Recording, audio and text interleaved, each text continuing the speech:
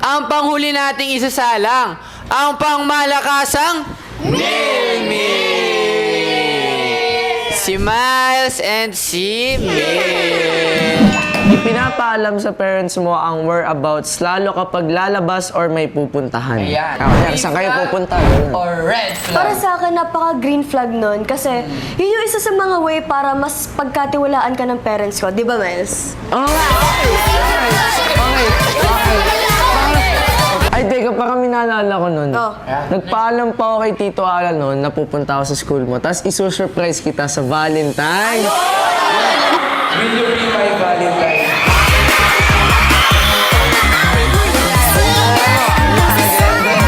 Lagi kang pinaghihintay sa mga lakad nyo. Ay, Green flag or red flag? para sa akin, sa big red flag. Kasi syempre, lagi natin tatandaan, lagi natin irespeto yung time ng ibang tao. Tama! Lagi natin tatandaan yun, guys. Inaalalayan ka sa pagsakay sa jeep man o sa car. Green flag or red flag? Super green flag nun. Kasi, katulad si Miles, every time na sasakay kami sa sasakyan, pinagbubuksan niya ako ng pinto or inaalalayan niya ako. Lalo na, pag mataas sa sasakyan.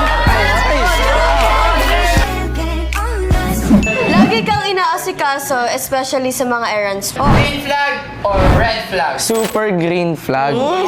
Kasi si Mitch, lalo na yun, si Mitch ganun talaga siya eh. Parang every time na pag-aalis kami, lagi niya titingnan, okay ba yung mukha mo? Parang may kulang sa makeup mo. Hindi ka ba na? Ganun.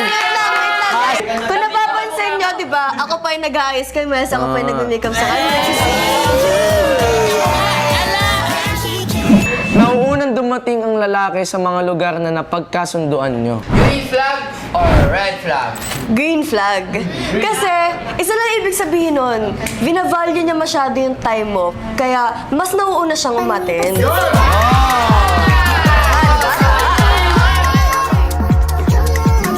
Pinapahiya ka sa mga circle of friends niya.